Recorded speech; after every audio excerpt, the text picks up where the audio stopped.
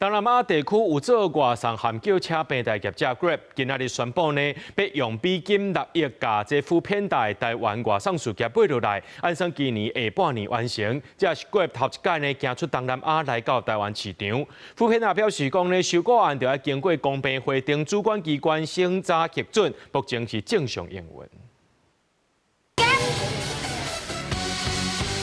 去东南亚国家旅游，定定咱看到穿青色制服的 Grab 外送员骑机车伫大街小巷走，嘛提供预约汽车加机车的接送者的服务。即马 Grab 宣布要以6亿美金，差不多代表193亿收购富片达伫台湾的外送事业。这是 Grab 头一届行出东南亚进入台湾市场，预定2026年下半年完成收购。富片达是讲，交易也需要经公平会等主管机关审查核准，目前要维持正常营运。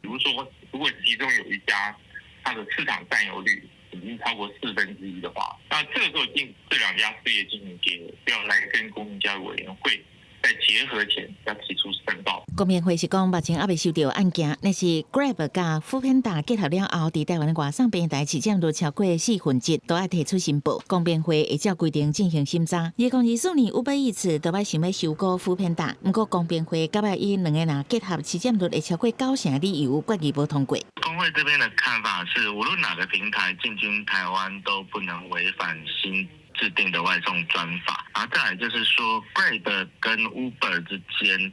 他当初在并购东南亚市场的时候有交叉持股，是不是有变相垄断的疑虑？这我们可能要呼吁公平会严谨审查。并购的状况下，我们希望所有的外送员以及平台员工都能全数留任。外送产业工会呼吁公平会爱严格审查，佮强调无论倒一个外送平台，拢应该遵守今年1月三读通过的外送专法，确保外送员的相关权益。